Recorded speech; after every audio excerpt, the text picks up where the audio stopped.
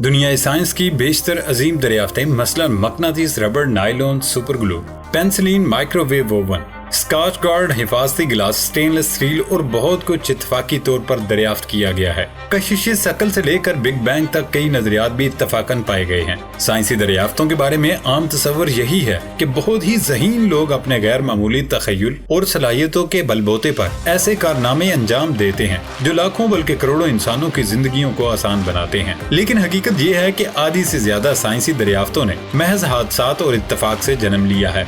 इन्वेंटोलॉजी नामी एक किताब में अमेरिका में रजिस्टर होने वाले तमाम पेटेंट्स का जायजा लेते हुए पाया गया है कि 50% पेटेंट इत्तफाकी अमल का नतीजा थे। तहकीक के मुताबिक लोग नई मसनूआत उस वक्त भी बना गए जब उनका ऐसा कोई इरादा था और न कोई कोशिश, यानी कई दरियाफ्तें इरादतन नहीं बल्कि इत्तफाकन मार्ज़े वजूद में आई हैं। ऐसे ही अकल को दंग कर देने वाली इजादात को जानने के लिए इस वीडियो को आखिर तक जरूर देखें। दोस्तों, मैं हूँ हम्माद सादिक और आप देख रहे हैं रियलिटी फैक्ट्स। आगे बढ़ने से पहले हमारे चैनल को सब्सक्राइब कर लें और साथ बेल आइकन को प्रेस कर दें। तो चलते हैं इस अमेजिंग सफर पर। कशिश शकल की दरियाफ्त। ये वाकया तो तकरीबन सबने सुना होगा। अजीम साइंसदान आइजैक न्यूटन ने एक दरख्त से सेब को गिरते देखा और दुनियाई साइंस और कायनात की बुनियादी और इंतहाई अहम आलमगीर असूल कशिश शकल की जानिब तवज्जो दिलाई और फिर दुनिया बदल गई। ये वाकया 1666 का है। एक रोज न्यूटन बाग में टहल रहा था। अचानक सर पर पका हुआ सेब गिरा। जरा देर को न्यूटन का दिमाग हिल गया और उसने सेब हाथ में लेकर सोचना शुरू किया, हर शय ऊपर से नीचे ही क्यों आती है।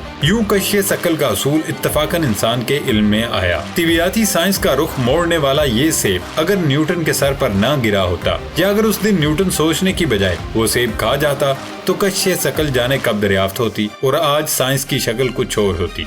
Microwave oven. 1945 में इंजीनियर पर्सी स्पेंसर रे थियोन कंपनी के लिए ऐसा आला बनाने की कोशिश कर रहे थे जो तापकार शुआओं को बेहतर तौर पर मुनक्कस कर सके। वो एक रडार सेट को बिजली मुहैया करने वाली नई वैक्यूम ट्यूब पर काम कर रहे थे जिसे मैग्नेट्रॉन कहते हैं। इस आले पर काम के दौरान पर्सी ने महसूस किया कि उनकी जेब में मौजूद चॉकलेट पिघल गई है। वो समझ गया कि ऐसा माइक्रोवेव्स की वजह से हुआ है। उसने इस पर मजीद तजुर्बात किए। पहले मकई के दाने पर तजुर्बा किया। जब मकई के दाने भुन गए तो मजीद गजाओं पर तजुर्बात शुरू किए। इन नताइज को सामने रखकर माइक्रोवेव्स को एक बर्तन में बंद करने का सोचा गया। यूं इत्तफाकिया तौर पर वो दरियाफ्त हाथ लग गई जिसे आज दुनिया भर में माइक्रोवेव ओवन की शक्ल में इस्तेमाल किया जाता है। टायर की इजाद। ज़माने कदीम में कुदरती रबर का इस्तेमाल आम था, लेकिन ये सर्दियों में जमकर टूट जाता था और गर्मियों में पिघलकर बदबूदार और चिपचिपा हो जाता था। एक केमिस्ट चार्ल्स गुडियर ने रबर के मसाइल पर काबू पाने के लिए कई साल खपा दिए, लेकिन उसे कामयाबी मिली तो एक गलती की वजह से। 1839 का वाकया है। एक रोज चार्ल्स अपनी लेबोरेटरी में रबड़, सल्फर और शीशे के आमेजे से भरी टेस्ट ट्यूब्स पर काम कर रहा था। अचानक चार्ल्स के हाथ से इत्तफाकन फिसलकर वो ट्यूब बस जलते हुए फायर स्टोर पर उलट गई, मगर अमेजा पिघलने की बजाय ठोस शय बन गया। उसका रंग काला हो चुका था, लेकिन उसकी बैरूनी सतह सख्त और अंदरूनी सतह नरम रही। यूं हादसाती तौर पर दुनिया का पहला वल्कनाइज्ड रबर दरियाफ्त हुआ जिससे गाड़ियों के टायर बनाए जाते हैं और उसके बाद ऑटोमोबाइल की सनत में इनकलाब आ गया। मैग्नेट की दरियाफ्त। ये भी इत्तेफाक ही था जब एक चरवाहे ने मकनातीस दरियाफ्त किया। यूनान की जजीरा क्रेट के कोएडा में एक चरवाहा रहता था। वो करीबी मैदानी इलाकों में अपनी भेड़ें चराता था। एक रोज उसने पहाड़ी का रुख किया। उसके हाथ में एक लोहे का अंकड़ा था जिससे वो भेड़ बकरियों के लिए दरख्तों से पत्ते तोड़ता था। उस दिन सूरज की हिद्दत से उसे अपने आप को बचाने के लिए वो पहाड़ के एक गार में दाखिल हुआ और अपना सामान गार में एक तरफ रख दिया। अचानक तेज हवा के साथ उसका आंकड़ा गार की छत से चिपक गया। पहले तो वो भूत प्रीत समझकर खौफजदा हो गया, फिर हिम्मत करके उसने आंकड़े को छत से अलहदा कर दिया और नीचे रख दिया, लेकिन दोबारा वो आंकड़ा छत से चिपक गया। काफी देर तक वो ऐसा करता रहा। जब थक गया तो उसने वापस जाकर इस ताकत के बारे में अपने गांव के लोगों को बताया और यूं मकनातीस दरियाफ्त हो गया जिससे आज बहुत से मुफीद काम लिए जाते हैं। माचिस की दरियाफ्त। इंसान हजारों बरस से ज्यादा अरसे से आग से खेलता आ रहा है, लेकिन कोई भी ऐसी चीज नहीं बना सका जिसके जरिए आसानी से आग जलाई जा सके। आखिर एक बरतानवी अद्वियात साज ने इत्तफाक से माचिस दरियाफ्त कर ही ली। ये 1826 का वाकया है। जॉन वॉकर चंद कीमियाई मादों को एक बर्तन में एक तीली के जरिए आपस में मिला रहे थे। उन्होंने देखा कि तीली के सिरे पर एक सूखा हुआ गोला सा बन गया है। उन्होंने गैर इरादी तौर से तीली के सिरे को रगड़कर सूखा हुआ मादा उतारने की कोशिश की तो उस मादा में میں ایک دم آگ جل اٹھی۔ اس طرح بالکل اتفاقاً انسانوں کو ماچس مل گئی۔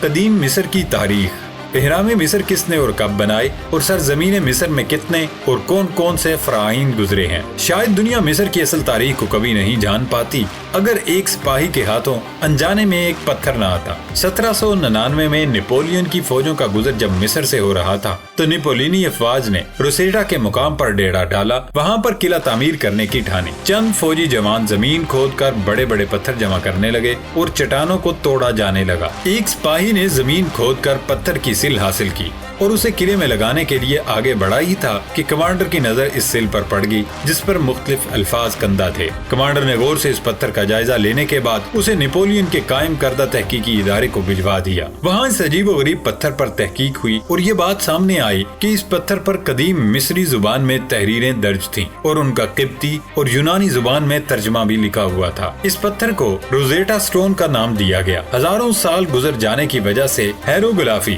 جو کہ قدیم مصری زبان ہے اس کو کوئی سمجھ نہیں سکتا تھا، لیکن اس پتھر پر یونانی میں ترجمہ لکھا ہونے کی وجہ سے فرانسس کیمپلائن نے اس پتھر پر برسوں عرق ریزی کے بعد بالآخر قدیم مصری رسم الخط کا راز جان لیا۔ شاہی مہر۔ یہ سن 1784 کا واقعہ ہے۔ جاپان کے ایک جزیرے شیکونوشیما میں ایک کسان اپنے کھیتوں میں کام کر رہا تھا۔ پنیری لگانے کے لیے زمین کھودتے ہوئے اس کی نظر کسی چمکدار چیز پر پڑی۔ اس نے وہ نکال لی اور اسے دھو کر دیکھا تو وہ سونے کی ایک مہر تھی۔ وہ کسان اسے گاؤں کے ایک پڑھے لکھے شخص کے پاس لے گیا۔ اس نے غور سے اس مہر کو دیکھا، پھر اسے حکومت کے کارندے کے حوالے کر دیا۔ اس مہر پر تحقیق ہوئی اور یہ بات سامنے آئی کہ یہ مہر سن 57 میں چین کے شہنشاہ گوانگوو کی جانب سے اپنے جاپانی ہم منصب کو پیش کی گئی تھی۔ سفارتی سطح پر چین اور جاپان کے درمیان ہونے والی یہ پہلی ملاقات تھی۔ اس مہر پر موجود لکھاوٹ کے ذریعے جاپانی پہلی بار چینی رسم الخط سے واقف ہوئے تھے۔ بعد میں اس کی مدد سے جاپان کا نجی رسم الخط متعارف کروایا گیا جسے جاپان میں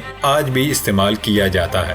وائگرا۔ 90 کے عشرے میں دوا ساز کمپنی فائزر نے انجائنا کے مریضوں کی شریانیں مستحکم رکھنے کے لیے سلیٹرنلی نامی کیمیکل کا ٹرائل شروع کیا، مگر یہ کچھ زیادہ کامیاب نہ ہو سکا، بلکہ جن لوگوں پر تجربہ کیا گیا ان پر الٹا اثر ہوا، یعنی عدم استادگی کے شکار مریضوں کے دوران خون کی رفتار میں اضافے سے ان کی قوت استادگی بحال ہونے لگی۔ چنانچہ تحقیق کا رخ بھی مڑ گیا اور 4000 رضاکاروں کے کلینیکل ٹرائل کے بعد وائگرا کی نیلی ٹیبلٹ کا ظہور ہوا۔ کوکا کولا۔